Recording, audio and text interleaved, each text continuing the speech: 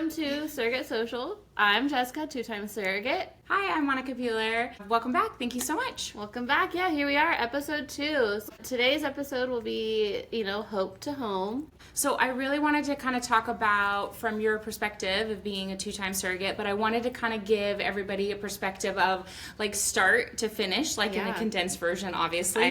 From application process. You knew you were interested in being a surrogate. You did some research. Obviously, you contacted me way back when. We did some education, but then what did it look like from the time you filled out like application, what those steps looked like, and kind of a broken down kind of step by step all the way basically through your first journey, and maybe all, we kind of had some hurdles in there and what that looked like, and kind of give everybody a little bit of a snapshot of what it looks like to apply and get through those first kind of even to being accepted and go through that. For sure. Okay, cool. Yeah, so if we rewind a lot, right? So we're in 2025. I know. We need to insert a cool sound effect there. Yeah.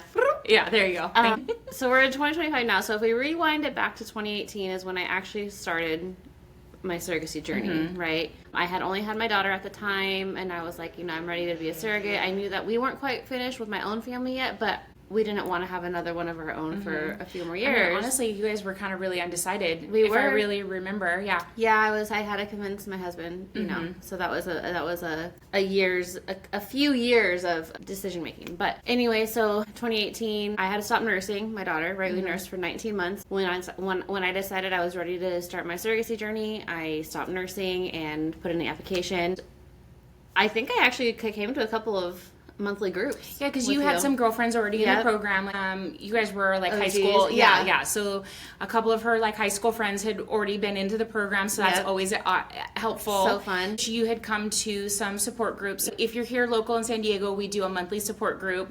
We also do an online version, but you were here in San Diego at the time. Now you live in Phoenix. Yeah. So at the time, you came to a couple support groups to kind of check it out. Yeah. Make sure we were real. It wasn't, what is this nonsense? Yes. And so you had come to kind of get the vibe of things, right? And I think either I had already applied before doing that, or I applied right away just because I loved it so much, and I loved Monica from first time meeting her. But so let's back up though. Let's go from application. So you fill out an application. We go through an interview process. We go through medical records. I kind of want to just briefly touch on those steps. Okay. So, yep. Yeah. So as a surrogate, we submit our application on the website. It will then go to our intake coordinators. They're going to review just your basic requirements, make sure that we are eligible to be a surrogate. From there, then medical records are being requested. Yes, we review records and we send them out to a pre-screening nurse. We do a pre-screen there too, collecting check stubs. We review your health insurance, little things like that. Yeah, all through the application process. Yep. And then just educating, going over questions that you have, or learning your preferences of who you want to be matched with, making sure you understand the process, all of it. Learning terminology, all of that. Totally. And then once you get through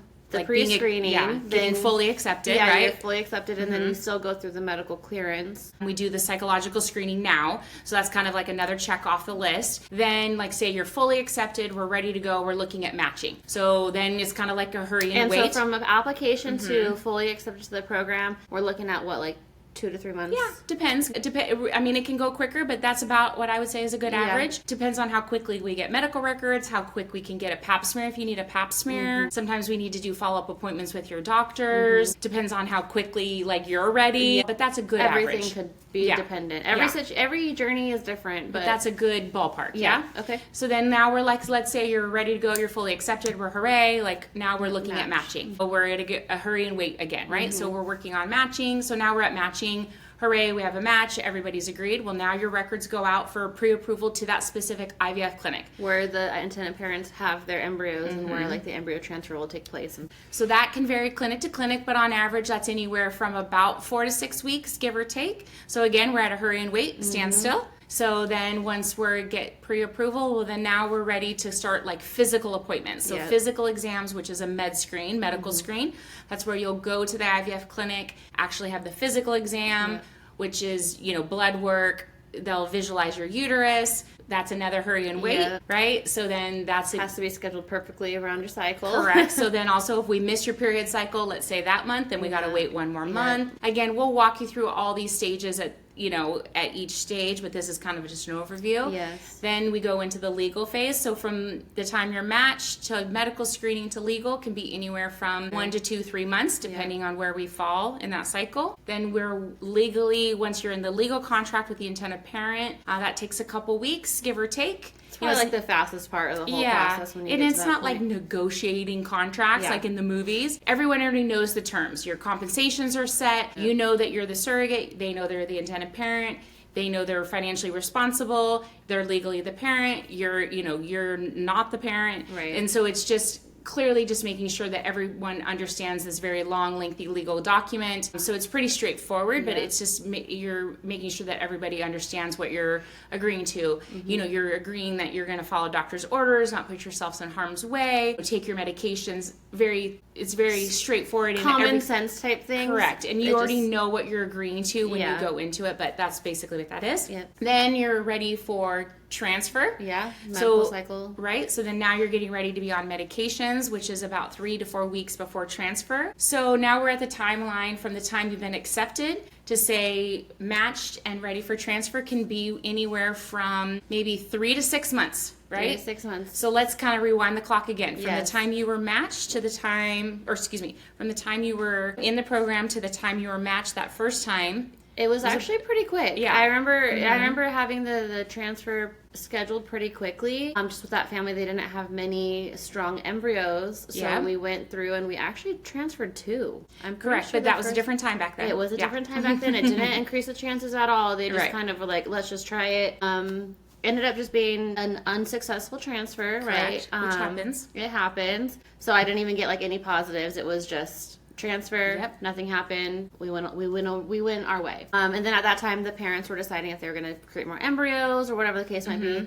Again, I can't recall if I was the one to choose to move on or it was a mutual agreement. I don't know that I remember either, but obviously everybody went their way. It was a mutual agreement. It might have been just that they didn't have, I'm trying to remember now too, but I want to say I think that it was the start of COVID also, and they weren't able to come or get embryos created. I think it was just that they didn't either have the means and then also because things were brewing that they weren't going to be able to make more embryos, so we moved on. Right. So anyway, no problem. Monica had me on a new match within a few months, if that. And then we went along with another family. I'm going to reiterate. I'm just going to interrupt you. Yeah. So when you get rematched, you still have to do new screenings. Yes. So you had to do new medical screening and new legal for that new match. Right. But I didn't have to do new psych, thankfully, because it was like 18 months that covered. But you still, I still had to go through the medical screening. A little bit of a start over. It was.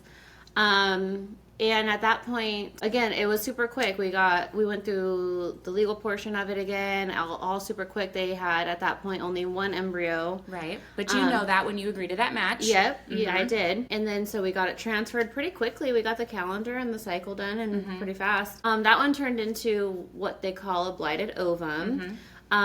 Which is also called like a chemical pregnancy, if you've ever heard of that term also. Chemical pregnancy. I was getting, positive pregnancy tests at home. And then blood test was very low on the HCG. So you'll go in for blood work, right? Usually about 10 to 14 days after transfer. And then your HCG levels, your pregnancy hormone, it should determine if you're pregnant or not. And really technically on the science scale, anything over 5 is pregnant. But there's a wide range of how it's going to progress into being successful, right? So I remember distinctly my results were 17. And I was like, oh gosh, like that's pretty low, right? So Monica and I had the cautiously optimistic conversation, right? We were kind of going into it expecting a not so positive outcome.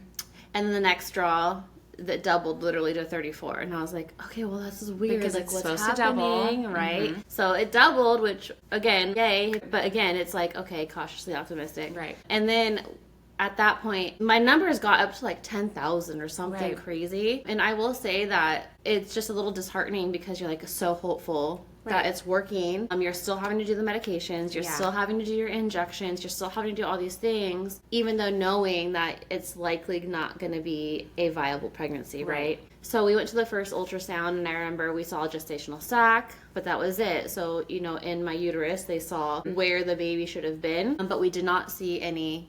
No fetal tissue, no heartbeat. No heartbeat, right. So at that point, we were pretty much sure that it wasn't going to be successful, but again, disheartening because they wanted to wait another week, which I think is fair, right? You never know. In case it's a delayed development, you know, so just to give it a viable chance, right? So at that point, technically, I mean, the pregnancy technically would have been like 6 or 7 weeks. Correct. And still had to do the injections every night. I think that was like the most like disheartening part of the whole thing. Right, because it gets really frustrating and like it gets discouraging to be, it gets frustrating. Yes. Yeah. I mean, the injections are not bad, but then it's like you are still injecting yourself because you think like, what's this for? Yeah, exactly. So anyway, ended up not being viable pregnancy, and I ended up having to go through a D&C, and that was early 2020. My whole surrogacy journey started 2018, so that was a two years of 2 trial and errors, 2 different families. It didn't end up working out. I had the D&C in March of 2020, and it was like the start of COVID. So we showed up to the fertility clinic. We were living in San Diego, drove up to Pasadena to the clinic because they wouldn't let me do it anywhere else.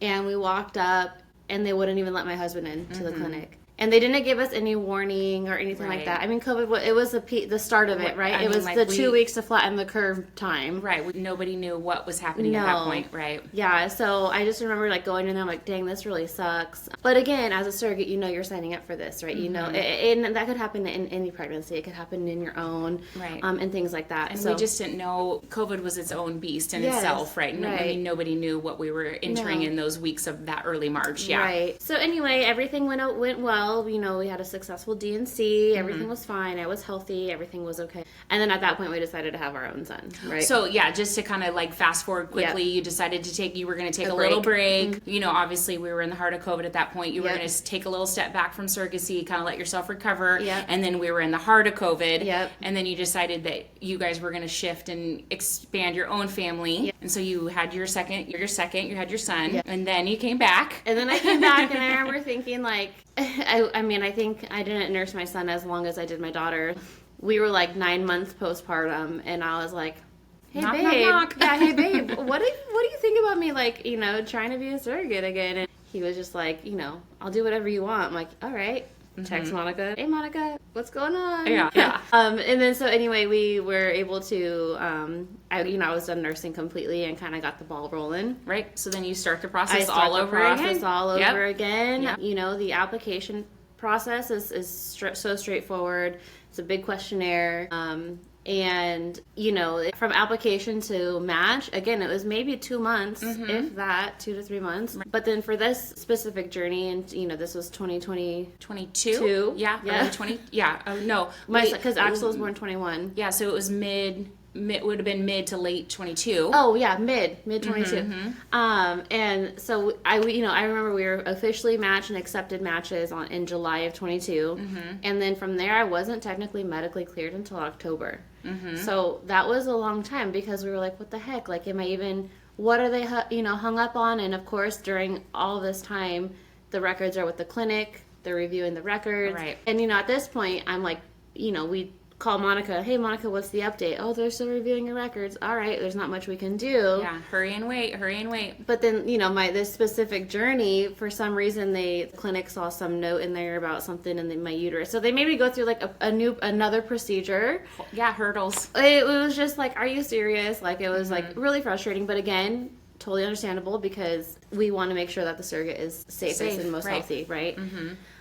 Anyway, we got through it. Come October, we were medically cleared and we were ready to go forward. And that was like mid-October, and then we were legally cleared by November, because now we're into the holidays. Yeah. So the holidays kind of like push things back. And then it shuts down. Yeah. Clinic shuts down the last 2 weeks of the year. But it was all fun. It was all fine. Everything happens for a reason. So now we're legally cleared, and we got transfer date for January 2023. And then at that point, you go in for your transfer. And then it's like the wait's over, right? The wait's over, but the new waits start. It's the funnest part then because And then we had like a little bit of you weren't really prepared for that, like, oh my gosh, I'm going to have that, like, you weren't prepared for that anxiety that hit of, oh my gosh, I'm going to have failed transfers again, potentially. Yes, of course. Yeah. So you go into your embryo transfer. And again, like, as a surrogate, as long as you're doing your medications, right, like, our bodies are prepared to be the best place for these little embryos to grow, right?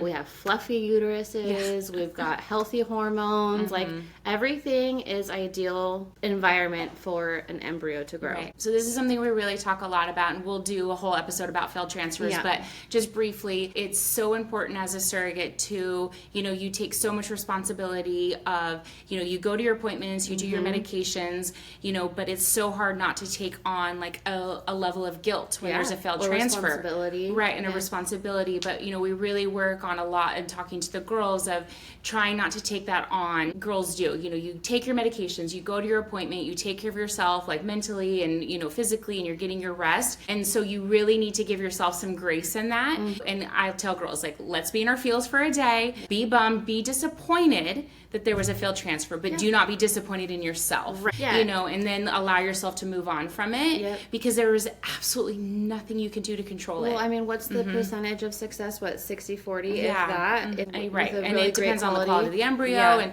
you know, even the doctors will say that, right? They can't explain it sometimes, right? Like, obviously, we're not the doctors, but, you know, they can't always explain it either. And so just really give yourself some, if you've experienced a failed transfer, really give yourself some grace in that. Even as a surrogate, or if it's for your own baby, like, it happens, right, you know? Right, yeah, and it's so hard. Like, you know, I've personally had 6 failed transfers as a surrogate and cried like a baby every single time, you know, and so I know that it's easier said than done, but I did it personally, where I would just be like, what am I doing wrong? Like, why? I got pregnant so easy with my own kids. Exactly. Like, what? How come? How come? Yeah. Right? And then there's a level of, like, you know, as a surrogate too, obviously, you know, we're receiving compensation, so then you're really eager to start earning the compensation that you would be getting when you're pregnant. So there's just this level of like anticipation, maybe, and then that letdown of it not happening, and then having to recycle and do it again. Right, or a timeline that you had in your mind of like, oh, I will be done with being pregnant by such and such date. Yes, things will be paid off, or whatever you plan. Correct, or even maybe the intended parents had an expected timeline that they were hoping for, that you're trying to maybe keep up for them. Like, there's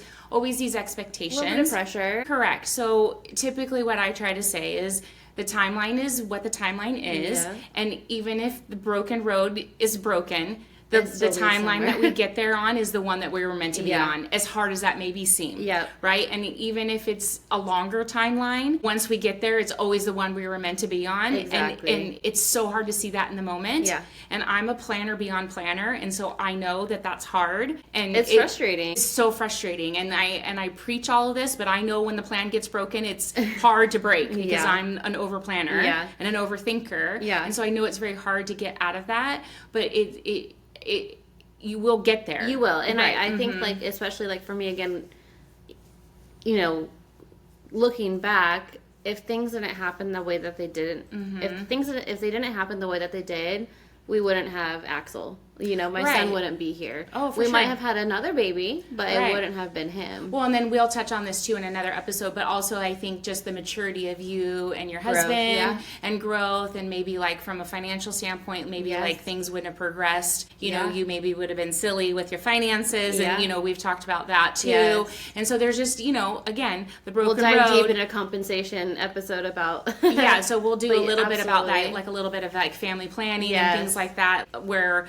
you know, because they were younger and things like that, like maybe the broken road maybe needed to be broken. It did, truly. So then going into this, the first transfer. Yeah, it was nerve-wracking, of course, because even though I have already done it twice, right? I went through 2. You're nervous because what if it doesn't work again? What if it doesn't work again? Am I really like, you know? Can I be a surrogate? Right. All the questions. Is it going to happen? Is it going to happen? You know, and then transfer day happens. We're feeling good. You know, you're nitpicking everything. You're taking pregnancy tests. I mean, if anyone's like me, I'm peeing on a stick every single day starting at 2 days post-transfer, which obviously is psychotic. Right, but I mean, but it's fun. And they have these like how 50, can you not? Right, they have like these 50 stick packs on Amazon for like $10. You have dip it in your pee every time. How can you not? So anyway, it was a little cray-cray, but it's fun to do if you can handle if you can keep an the open negatives, mind, right? Mm-hmm. Yeah, and then proceed with caution with the positives, right? So anyway, I do remember getting a pretty early positive on an at-home test,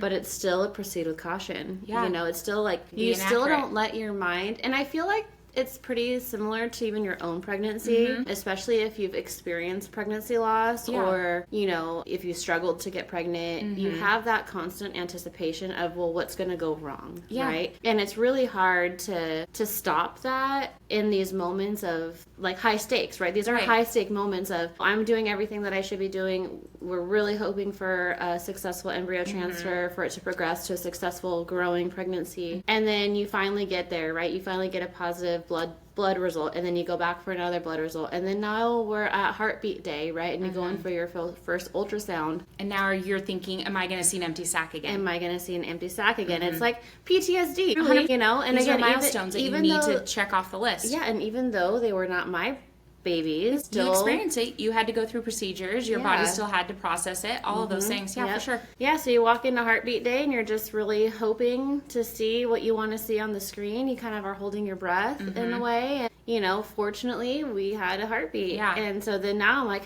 yay. Right. But proceed with caution, right? Because then you got to make it to the next weeks. One. Yeah. And you know, it's kind of like, especially with surrogacy and folks going through IVF in general, like you sometimes just know too much. 100%. And I think that's something that, like, as surrogates and as we continue our surrogacy journeys or fertility journeys, like you just start learning too much. The medicine is too good. You start seeing things that you shouldn't be seeing sometimes. Yeah, you know too soon. Like you know, like in our own pregnancies, we typically don't. You know, you don't know that you're even pregnant at 6 weeks. No. You know, typically you haven't even realized you've missed your period. Right. But as a surrogate, you're having a heartbeat confirmation at 6 weeks. Yep. Right. You know, or like, as you know, typically you kind of get like, whoopsies, I'm pregnant, you know. Exactly. Right. And so like these things, and then OBGYNs usually don't even get you in till 10 weeks. Correct. You know. Right. So you're kind of through that like first, 12-week, almost first trimester of like that, you know, what, like the miscarriage window, right? Exactly. And so typically that's why we say like, you know too much as a surrogate in that regard, right? Like you're just, and so that anticipation, you're in that kind of like nerve wrack window a little bit. Yeah. Well, I mean, truly, I think you're in that nerve wrack window until you deliver a healthy baby. Right. You know, because anything. At the end of the day, you're helping someone else bring their child into the world, yes, right? And it's almost like a little bit more responsibility, 100%. Responsibility, a little bit more pressure, right? It's like, again, I've taken care of my body more during my surrogacy pregnancies than I ever did my own. And I think that's across the board typically. Yeah. I stayed active, I stayed healthy, I prioritized healthier meals and stuff like that. I think I even took my vitamins more consistently than I ever have ever. I would agree that's probably across the board. Like girls that drink Diet Coke in their own pregnancies don't do it as a surrogate. No. You know, very rare, And I think that also comes with maybe because you're a little bit older, you're a little bit more educated. Yep. I think also like as things have progressed, like just being more educated on our diets and we're more food conscious and things that we did like in the is we don't do now, right? Or things like that. Also, but I think across the board, just you're more conscious of what you put into your body as a surrogate. Yeah, and then again, it's just like higher stakes in a way. Not that like the surrogate baby is more important than my own, but by you're no conscious means. That you're actively taking care of someone else's child. Yeah, it's like the longest time of babysitting. Right. Yeah. I mean there's those cute shirts that say that, right? Yeah. Like what's it called? Like babysitting for 9 months. Right. Yeah. You know? Yeah. But you know, and then so okay, yay, we're pregnant, right? And then we still have to do 12 weeks of progesterone injections, and side note that can vary amongst clinic and doctors, right? But it was 12 weeks for me and the doctor that I had. And then, you have a little bit more screenings with surrogacy pregnancies too, because it's an IVF pregnancy, so they classify you more, I don't want to say high risk, but it's different. Typically it's different than your own pregnancy. So you're going to have a little bit more, maybe a few more ultrasound, maybe a few more blood draws, maybe some more what's called like non-stress testing, which is just like a few more baby checks, things like that. So sometimes they'll say, well, it's considered high risk because it's an IVF pregnancy, but it's not because there's complications. Right. They're just monitoring a little bit closer. Totally. They'll do what's called like an echo ultrasound ultrasound, which is just an extra look at the baby's heart, things like that. I mean, it's always fun just to see the baby. Right. Even more so. And then a lot of times, like, well, I didn't do that in my pregnancy, and then it's truly just because of the IVF pregnancy, right? And so it'll be slightly different, but typically by the time you're at the OB level, which is around 10 to 12 weeks, you'll transition from being seen at the IVF clinic to start transitioning to the OB. Yeah. It'll be very similar to your own pregnancy, besides those additional... Again, extra blood draw. And that will also vary by the OB, right? Yeah.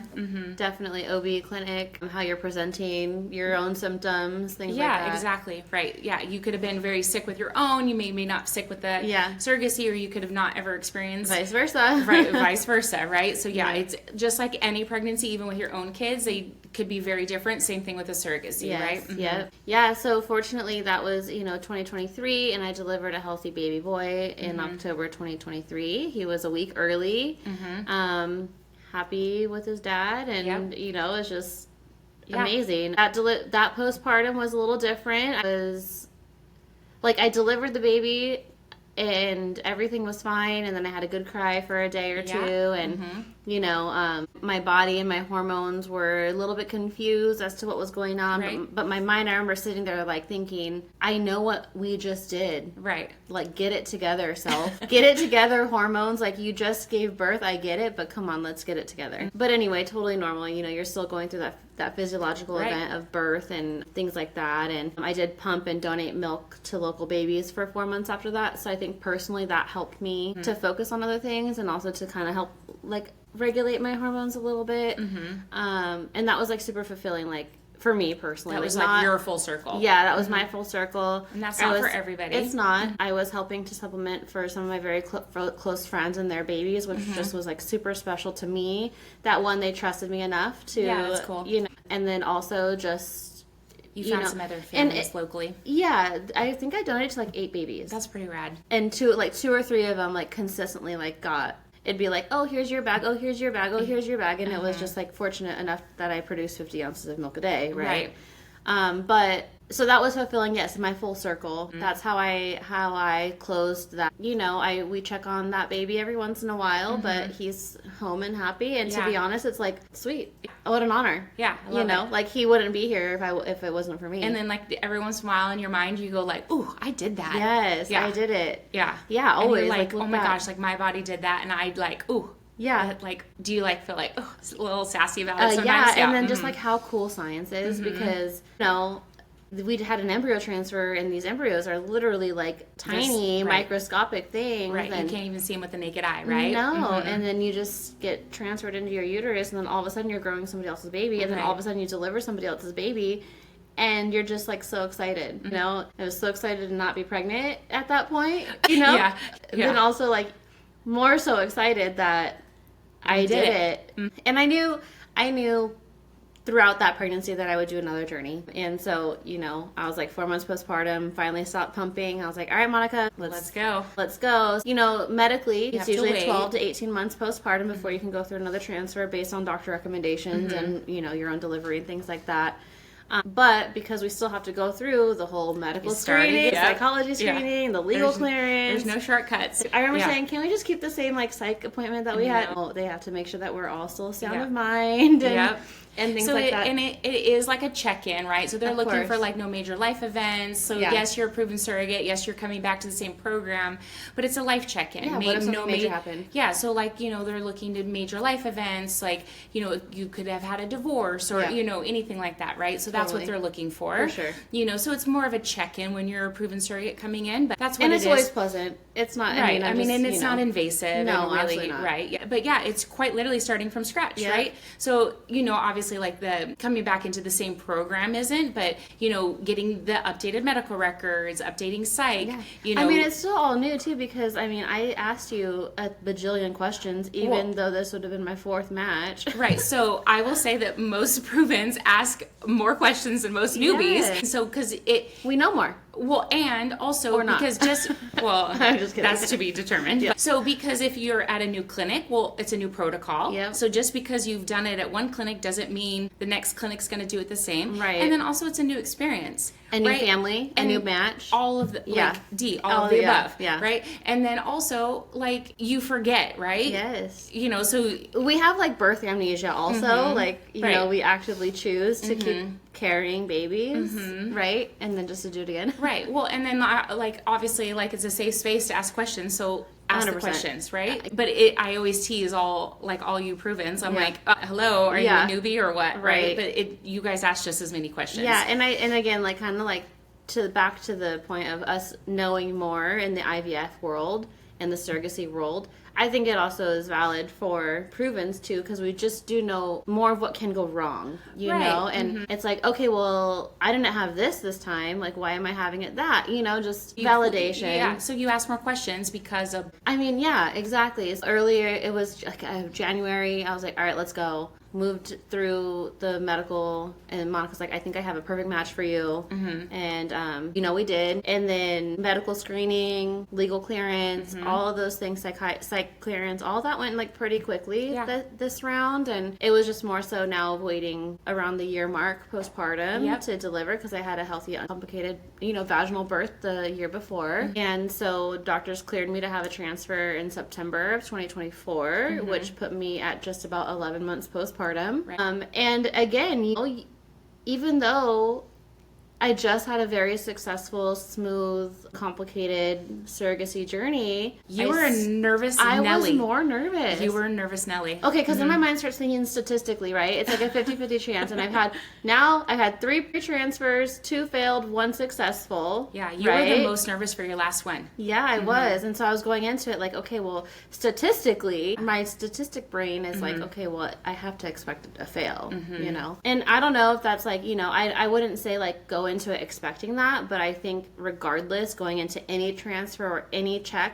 like that, we have to go in with a sound, balanced mind. This one was a little bit more off balance though. My mind going into this transfer. I was freaking out. You were. I was like, how I remember thinking like, I can't be so lucky to have 2 back-to-back successful transfers. So, but then let's talk about that. So then you called me and you said, I'm nervous. And then we talked about it. Yeah. And we talked about it. We calmed down and then we went into transfer. So again, we just talk about it. Yep. We figure it out. If we have to have a little vent session or a little cry session, we have it and then we move on, right? We move on. Right. And, you know, and that's entirely okay. Yeah. And I think it was also different because, like, I was living in Phoenix now for the second one. So, I had to fly out to San Diego, and my husband stayed home with the kids. So it was a different experience. It was the very you were kind of first time. outside of your bubble of, like, this little safety net. You weren't, like, here every day. Yeah. So I think that also you're probably right. That probably added to it. It did. And again, similar, you start taking those pregnancy tests, and you're like, wait, is that a positive line? I don't know. Is it getting darker? An hour later, obviously not. And then you post it in a group and say, girls, is this the darker? And then, you know, finally we went to heartbeat confirmation. I think even I called Monica after the heartbeat confirmation, and I was like,